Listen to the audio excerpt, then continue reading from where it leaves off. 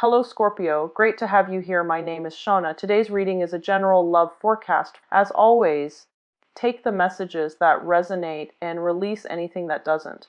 Don't forget to like and subscribe to stay connected with upcoming readings. Let's see what's headed your way, Scorpio. Differently that you have implemented, like changes that you have implemented in your life, try to keep riding that wave as we head into the month of October, because I feel like there might be some wrenches in the works that are kind of thrown at you, and it's really important that you're flexible and you don't let these things get to you. Okay. When I was shuffling out this spread for this month, I saw two images. And your reading is very similar to Cancer's reading, because I see, like with Cancer's reading, I saw like a child at the beach. With your reading, I see a woman at the beach. Okay, so I feel like the energy might be a continuation or might be very similar thematically, and it also might be echoing the same types of themes. Okay, so let me just talk to you about the images first. I feel like there are two images, but they're both echoing the same theme. And so the words that came out is unwanted attention, unwanted, like solicitors or just people coming at you, and you're just like, no, I'm not ready, or I don't really want that. So that's coming in. So the first image that I saw is I see a nice beachy scenery. It's really beautiful. It's really serene. It's not too hot, not too cold. There's wind blowing, so you get a little bit of a sea breeze. And I see this beach, and right at the shore, okay, so right where the water hits the beach, there's a woman. She's got her water shoes on and she's jogging. Like she's jogging. She enjoys the sea breeze. She's just there on her own. She just wants to be left alone, and she's jogging. Um, and she has her headphones on, right? And then I see her jogging for a really long while. She has stamina. She has, the strength to continue on. And then I see this young man. He's like he's wearing like board shorts. He's on a bike, one of those trick bikes that a lot of young men or young um, or teenagers ride, and they do like wheelies and they do, tricks. So he's on one of those. He sees her, and then he's like biking alongside her, trying to get her attention, trying to talk to her. So keep in mind, this woman's got her headphones on, or earphones on, and she's running. She's just minding her own business. He comes in, like literally swoops in, and tries to engage her in conversation. And she knows that he's interested in her, but she's like answering some of the questions, but she doesn't stop. She keeps going, and then the scene kind of cuts out. So I don't know if he leaves her alone or what, but I feel like she keeps going, and he's like still biking alongside her. So when I saw this, I was like, you're definitely getting a lot of attention from your environment. Some of it could be like unwanted attention, getting a lot of suitors, getting a lot of people wanting to be around you, and especially people who are popping out of the woodworks. They scope you from afar, and then they kind of beeline it for you. And they might interfere with your schedule. They might interfere with your time. They might interfere with your alone time more than anything, because I feel like this woman is not getting the alone time that she needs, okay? And then the second image that I saw is very similar. I see this woman in her backyard. She's got a yoga mat on the ground, and she's like, in the lotus position, trying to meditate, working on her breathing techniques, trying to clear her head. And it seems like it's like on a Sunday in the morning. She's, got the day to herself. She's in no rush, so she's just meditating. And this butterfly comes by, and it's like fluttering near her, and she sees it. And then she closes her eyes, just, so she doesn't get distracted. And then it hovers around her ears, and then her nose, and then her head. And she doesn't swat it away. She tries to like ignore it. She tries to like, it's not doing anything malicious or mean towards her. So she tries to just ignore it. And yet it keeps hovering around her space, and you can see her getting distracted. Okay, so those are the two images that I'm seeing in your environment. And once again, going with the theme of, unwanted attention, I've already mentioned that I just feel like a lot of people will be demanding your attention. Situations will demand your attention. I do see a lot of distractions coming in from family members, okay? And you guys are kind of like the pillar of stability in your family unit, okay? You're the one that other people come to for advice. You guys give very, very good advice. You're the one that people come to when they're in a jam and they need you to somehow bail them out of a tough situation, like literally bailing them out of jail, bailing them out of a crisis. If they have a flat tire, instead of calling AAA or their insurance carrier or a tow truck, they call you, because you guys are just they know that you're very dependable and they know you will always be there. So I feel like some people have no business calling you, but they do, because you're kind of the person that they trust. Okay, so I feel like you do it, you want to help, you want to step in, you want to intervene, and you want to alleviate the situation, because you understand that whoever's calling you, they might not even be family members, but they might not have like anybody else in their world to help them with these things, and so they call you. So in a way, when we're entrusted with responsibilities, or when other people really trust us and they can confide in us and they come to us for advice or for help, it can be very flattering, right? It can feel like, oh, okay, this person really, really puts their trust in me. It can feel very flattering. It can feel very good. However, if it's a situation where it's not about self-help, it's not about self-sufficiency, it's more about, having a crutch that this person relies on, it can be very detrimental. So I feel like it's really important for you to kind of draw your boundaries. Demarcation, okay? Like demarcation comes up. It's really important for you to focus that time on self-care, self-help, and teaching somebody how to do something versus coming to their rescue every single time. So I feel like we need to kind of look at a situation a little bit more objectively and leave our feelings out of it, and to figure out, why is this person relying on me for these things, shouldn't they have somebody in their lives that they can ask for help, or shouldn't they learn to be self-sufficient? Call a tow truck, call and not a lot of people have the resources to call a tow truck, to call like an insurance company, to call like a mechanic. Okay, not a lot of people have those luxury and just the resources. And so I feel like on an innate level, you understand that they've fallen on some hard times and they need to get back on their feet. So you try to do everything that you can to help a situation. But I feel like it's not just something as straightforward and as clear cut as like getting a flat tire and then calling you. I feel like it's an emotional response. It's an emotional crutch. It's an emotional way of doing and pattern that they are repeating, where they can't really take care of themselves. And so they might reach out to you to take care of that part of themselves. Does that make sense? So it's really important to understand the difference when someone is in real dire need versus when somebody is just constantly, have you on speed dial, have you through text messages, constantly reaching out and trying to get that attention. Okay, I feel like there was a situation in the past, okay, and every couple of days this person would be coming into the picture, and I feel like in the dumps. Okay, I have here the Five of Cups. This is a situation where somebody's not able to bring their best to a situation. They come with a lot of drama, with a lot of issues. They're not self-sufficient emotionally and physically, and they're just like constantly relying on other people.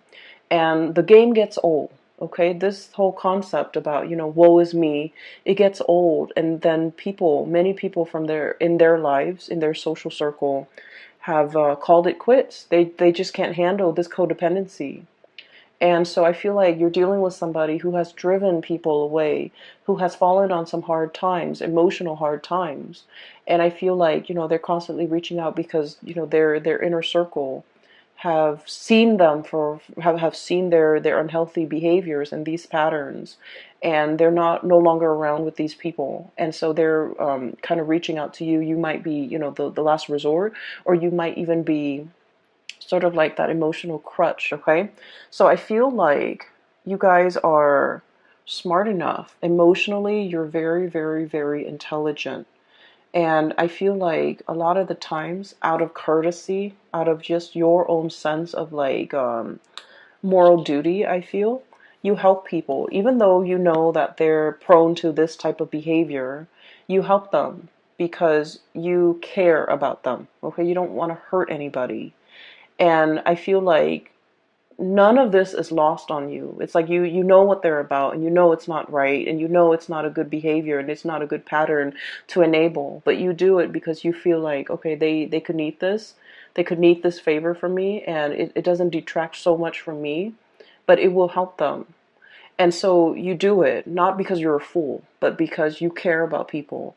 And I feel like something has happened where you are putting your guard up.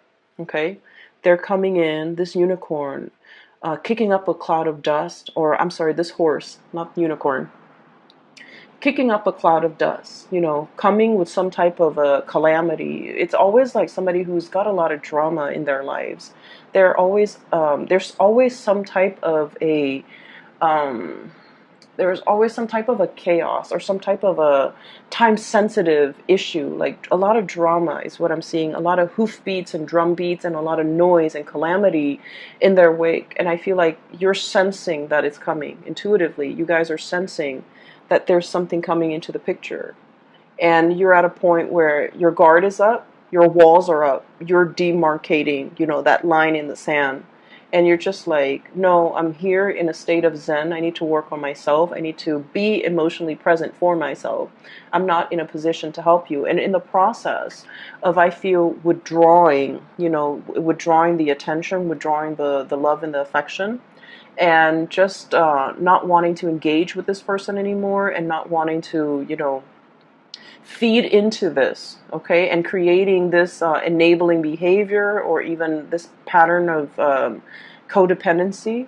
I feel like they might have lashed out and they might have said like a lot of hurtful things. So we have here the Five of Swords, and this is a situation where too much has been said. This is the aftermath of some type of a conflict, okay? The house is destroyed. There's smoke rising from the air. The earth is barren. And this person, rather than feeling remorse, they're like, it is what it is. You hurt me, I hurt you. You withdraw affection from me, I withdraw affection from you. And I will decimate or desecrate everything that's in my way. So I feel like you're dealing with someone who's, the word spoil comes out, and needy and spoiled, and someone who wants to win at all costs, okay? They don't care that the village, the civilization gets destroyed. They just want to have it their way, and they want to come out the winner. And I feel like there was a situation where you might have withdrew. You might have, cut back on the communication, cut back on that, the enabling that pattern. You drew your mark in the sand. And I feel like somebody was not happy, and I feel like they might have tried to egg you on, or they might have tried to, you know, do a lot of things for attention getting, okay? Reverting to like childish behavior, attention getting, and things like that. And I feel like this isn't, and I feel like it's going to make you, it's kind of like validation and proof that I'm so glad I withdrew.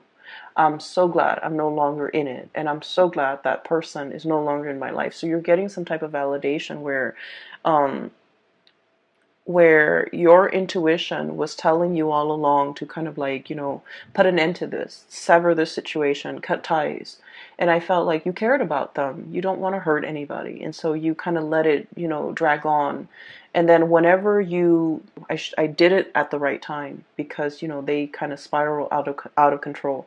I'm seeing this spiral of smoke, and I feel like there is somebody who's not able, when they're not able to get the attention that they want, they revert to, very self-defeating behaviors, okay? On the flip side of this, I do feel like there is a situation here where you have people at your doorstep, people coming in, getting like a host of invitation, receiving a host of invitation to do things, as well as getting people to come into your house, into your space, sharing space with somebody. And I'm also hearing the word like communion. Both of these cards, these are wonderful cards. This is about, family, solidarity, and people getting together. And this is about, sharing toys, playing together, as well as sharing, like, having that sense of communion and community with another person. I feel for many of you, this is a significant other that you might be dealing with. And I feel like this is somebody there where there's a lot of reciprocity. Okay, we have here the Ten of Pentacles, which is the apex, emotional groundedness and stability, financial abundance, as well as the Nine of Cups, which is a wish coming true, but also having that emotional abundance and emotional reciprocity with another person. Okay, so these are very positive cards, and these are cards that indicate to me that you might have left somebody else out in the cold in the past, and that person is no longer piercing through your bubble, is what I'm hearing. They're no longer affecting you on an emotional level. You've learned to detach emotionally, and you've learned to kind of like let them be self-sufficient, let them figure things out on their own, let them resolve issues on their own. And as a result of that, you've resurrected these walls in this bubble, and you're taking care of the people that really matter to you, where there's that equal sense of stability and reciprocity. You were dealing with the taker, Scorpios, someone who took from you. And I'm serious when I say, like, every time they come in, there's like some type of a calamity, some type of a situation that they put themselves in. And it could have been prevented, but it was just, choices, decisions that they made to always put themselves into these dire circumstances. And so you had to remove yourself from that energy, and you had to, focus on you and your relationships and the people that matter. And as a result of that, life has been very, very calm. Okay. And I want to say as well, Scorpios and, I feel like Scorpios, Aquarius, Aries, and Sagittarius in particular, you guys crave a little bit more of an excitement, okay? And that might be why a lot of the times you might seek people who are not very compatible with you, because the opposition and the attraction is very, very strong. And I'm not just talking relationship partners. I mean, like, in all facets of your life, you crave a little bit of excitement. And so I feel like this was an exciting person that was, coming at you with a lot of chaos all the time. Maybe even before that, you're working on yourself, building up your emotional sense of self and then your financial stability, and things have been going really, really well for you.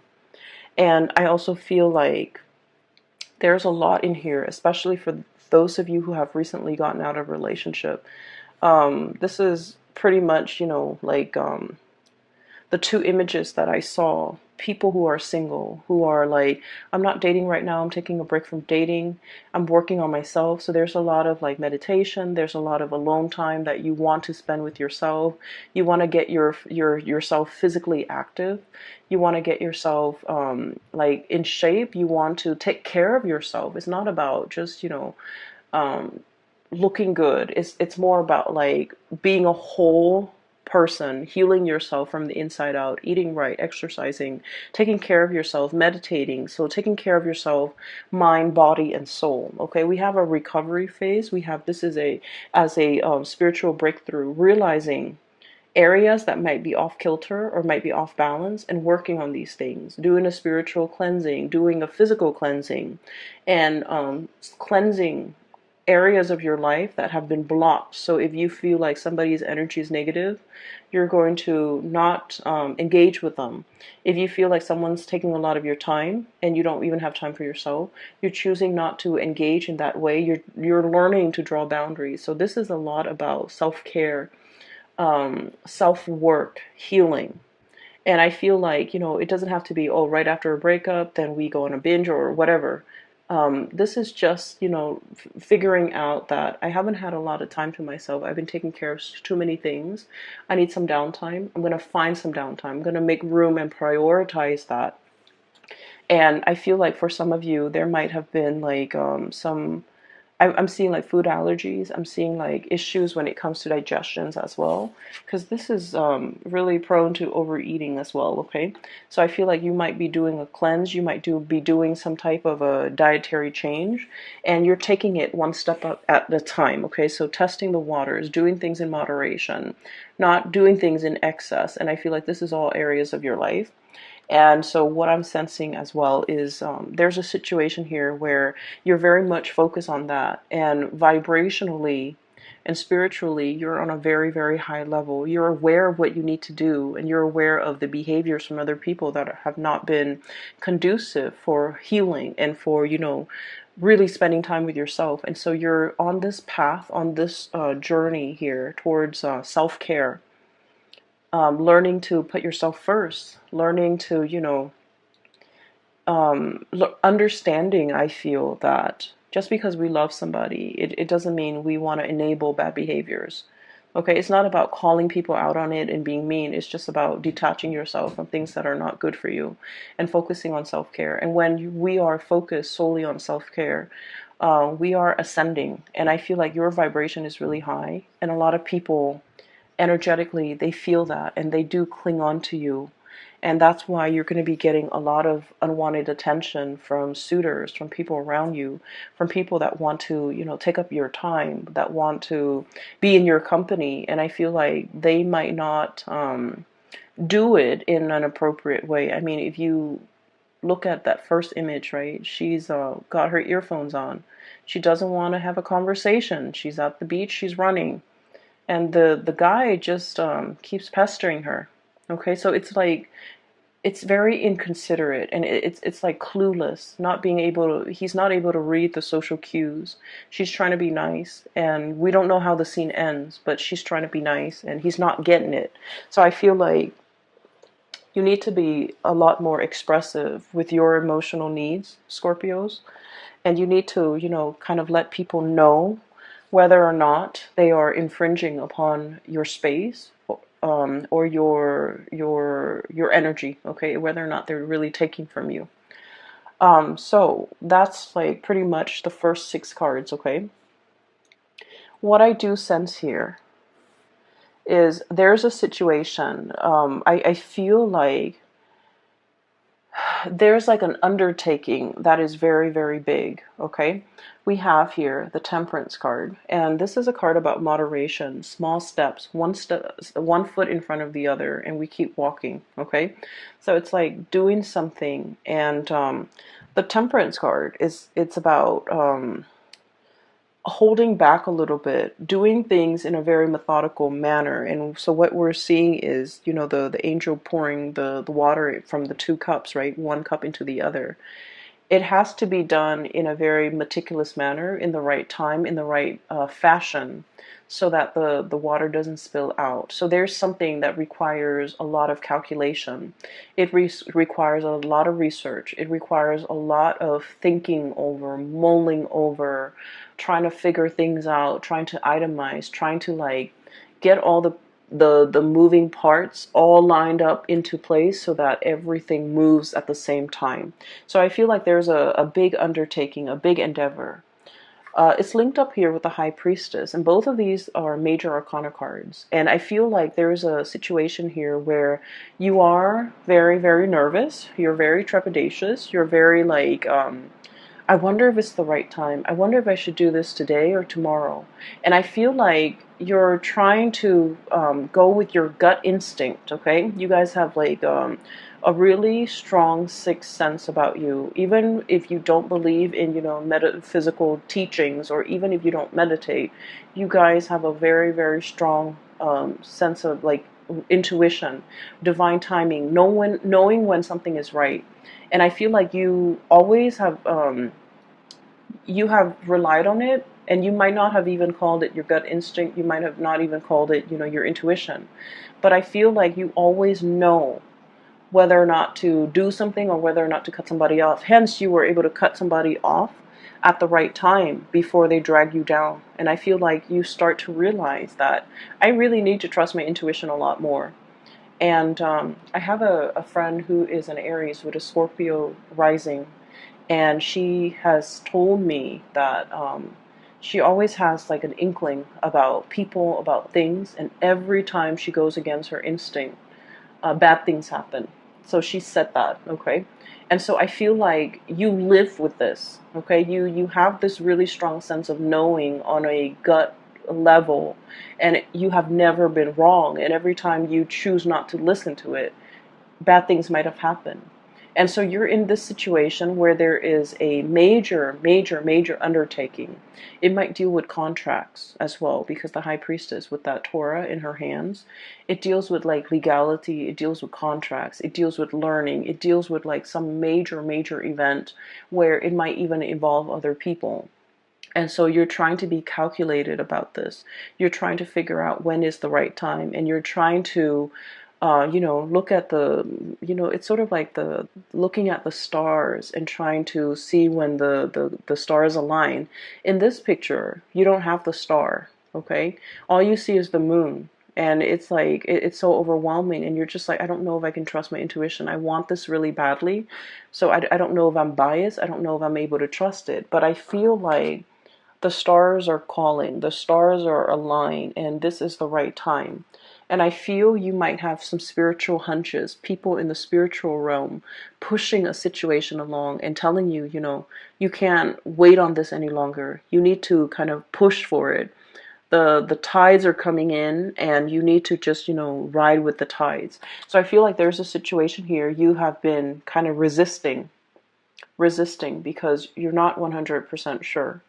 And I feel that it's time for you to take those small steps, see where it leads you, and then you're going to get some type of validation that it is the right path, it is the right way.